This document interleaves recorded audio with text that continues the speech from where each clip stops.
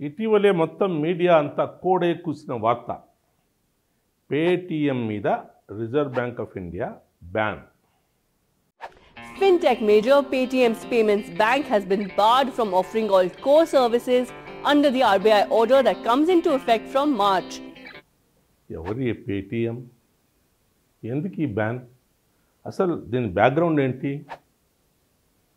మొట్టమొదటిగా clarity. RBI ban విధించింది Paytm మీద కాదు, పేటీఎం పేమెంట్ బ్యాంక్ మీద. ఆర్బీఐ ఇన్స్పెక్షన్లో తేలింది ఏంటంటే 35 crores పేమెంట్ వ్యాలెట్స్లో 31 crore పేమెంట్ వ్యాలెట్స్ ఇనాపరేటివ్.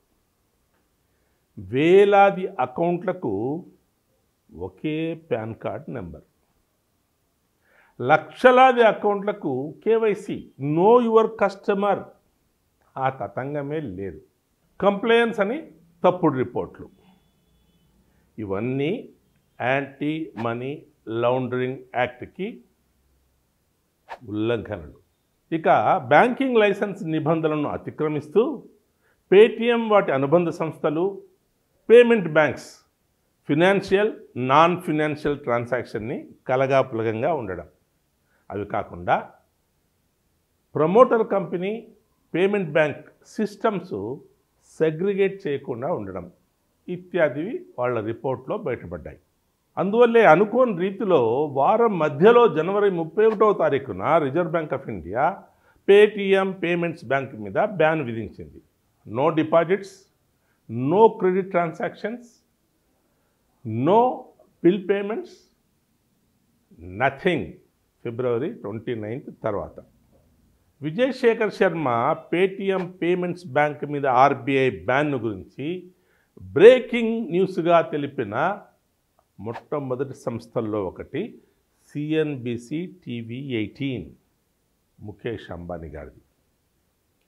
తమాషా ఏంటంటే ప్రభుత్వం గతంలో డీమానిటైజేషన్ విధించినప్పుడు భారత రాజ్యాంగపు కోడ్ ఆఫ్ కండక్ట్ను ఉల్లంఘిస్తూ ప్రధాని మోదీతో ఫుల్ పేజ్ అడ్వర్టైజ్మెంట్ ఇచ్చిన 2 సంస్థలు, ఒకటి విజయశేఖర్ శర్మది, రెండవది ముఖేష్ అంబానీది.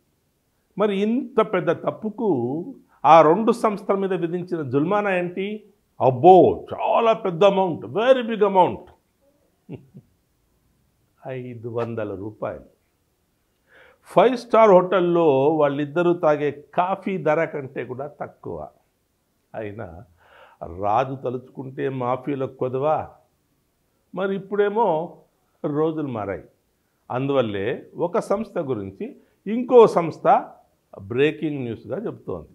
అదే సిఎన్బిసి టీవీ 18 రిపోర్ట్ ప్రకారము పేటీఎం పేమెంట్స్ బ్యాంక్ మీద ఆర్బీఐ చర్య ఇదే మొదటిసారి కాదు.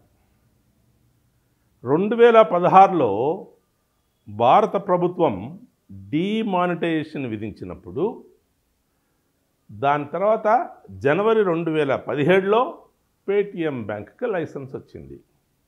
కానీ 1 సంవత్సరంలోపే లైసెన్సింగ్ నిబంధనలకు వైలేషన్స్ జరిగాయి, including breach of day end closures and non compliance of KYC ఇత్యాది.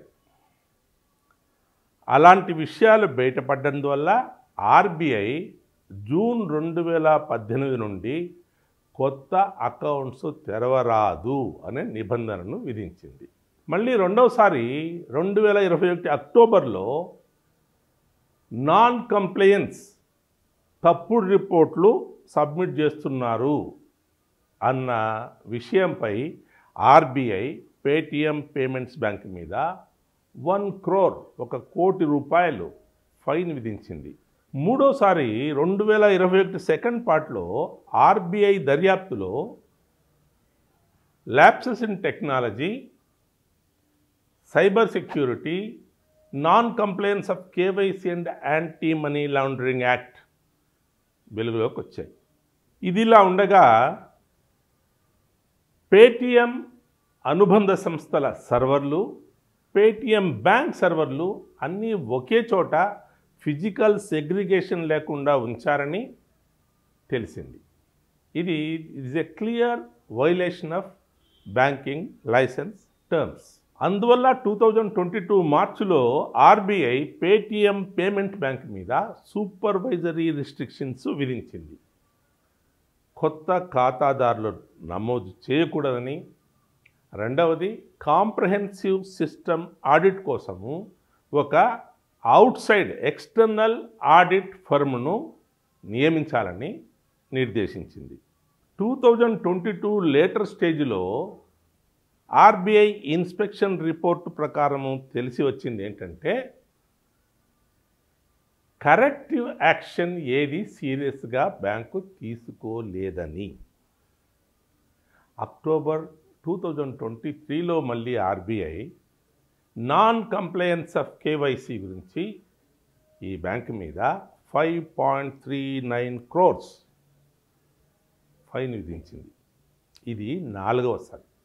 తర్వాత RBI failures in identifying beneficial owners, breach of regulatory ceilings in payout transactions, non compliance of KYC including account enrolment video clip identification CV clip, ఇవి కాక anti money laundering violations, వీటన్నిటినీ తన దర్యాప్తులో గుర్తించింది. కొన్ని అకౌంట్లలో కోట్ల కొలది రూపాయల లావాదేవీలు జరిగాయి. This is much beyond the regulatory ceiling of banking licensing terms. Paytm payments బ్యాంక్లో దాని ప్రమోటర్ సంస్థ 197 కమ్యూనికేషన్స్ 49% స్టేక్ కలిగి ఉంది. మిగతా 51% కూడా 197లో ప్రమోటర్ అయిన విజయశేఖర్ శర్మ ఓనర్. మరో ఆసక్తికరమైన విషయం ఏంటంటే పేటిఎంలో మొదట ఇంట్రెస్ట్ చూపి ఇన్వెస్ట్ చేసిన చైనీస్ ఇన్వెస్టర్ అలీబాబా తర్వాతి రోజుల్లో ఎక్స్టర్నల్ ప్రెజర్స్ వల్ల కాస్త ఇటీవలే కొద్ది రోజుల క్రితం తన మొత్తం ఇన్వెస్ట్మెంట్స్లో 5% కంటే తక్కువ మాత్రమే ఉంచి మిగతాదంతా విత్డ్రా చేశాడు. మొదట అలీబాబా విత్డ్రా చేసిన తరుణంలో ఎంటర్ అయిన జపనీస్ సాఫ్ట్ బ్యాంక్ కూడా కొద్ది రోజుల క్రితమే కేవలం 5% కంటే కొంచెం ఎక్కువ ఉంచి మిగతా తన పెట్టుబడిని విత్డ్రా చేసింది. ఇవన్నీ ఆర్బీఐ వేటు వేయడానికి ముందే జరిగిన పరిణామాలు. మరి ఆర్బీఐ వేటు పడిన తర్వాత మోర్గన్ స్టాన్లీ ఏషియా పడిపోయిన ధరల్లో పేటిఎం షేర్స్ను 50 లక్షల పైగా షేర్లను కొనుగోలు చేసింది. ఇదే సమయమని ముఖేష్ అంబానీ తన జియో ద్వారా పేటిఎం బ్యాంక్స్ని కైవశం చేసుకుంటాడా అన్నది కొందరు పరిశీలకుల అంచనా. కానీ జియో ఒక స్టేట్మెంట్లో ఇది కేవలము అపోహ అని ఖండించి వేసింది.